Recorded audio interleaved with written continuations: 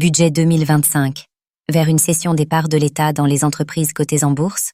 Où trouver les milliards nécessaires à redresser le budget de l'État français?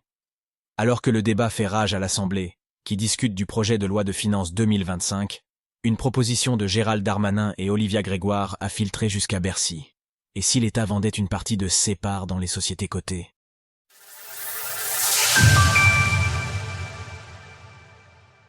L'État français pourrait céder des parts d'entreprises cotées en bourse. Que faisons-nous encore dans Orange, Stellantis, la FDJ? Se sont demandés Gérald Darmanin et Olivia Grégoire, deux ex-ministres du camp présidentiel. Leur idée, développée dans une tribune publiée hier, est de céder partiellement les parts de l'État dans des entreprises cotées à hauteur de 10%. C'est une manne potentielle de plusieurs milliards de dollars qui pourrait cependant affaiblir la position à long terme de l'État. Les dividendes reçus pour ces 16 actions comptent en effet de manière non négligeable pour le budget de la France. Mais le ministre du Budget et des Comptes publics, Laurent Saint-Martin, a laissé une porte ouverte à cette idée ce matin au micro de France Inter. Je ne me suis jamais opposé au débat des cessions de participation de l'État.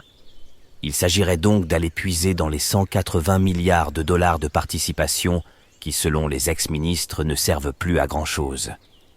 Ce sont des participations dans lesquelles l'État lui-même ne comprend d'ailleurs plus vraiment ni son rôle, ni sa mission.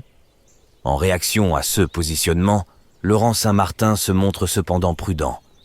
Il faut toujours soupeser entre la cession de parts, qui permet le remboursement de la dette, et le manque à gagner par les dividendes que cela crée, si vous cédez vos parts. Ni austérité, ni cadeaux fiscaux.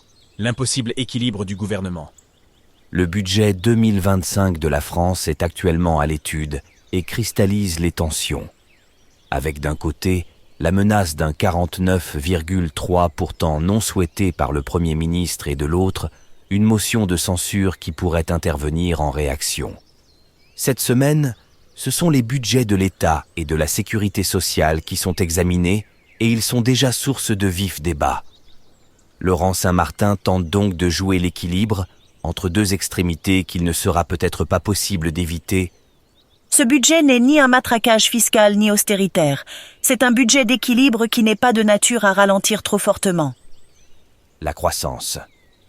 Cela passera-t-il par une réduction des positions de l'État dans Orange, Stellantis ou bien la FDJ? Les jours à venir nous le diront. Retrouvez toutes les actualités crypto sur le site cryptost.fr.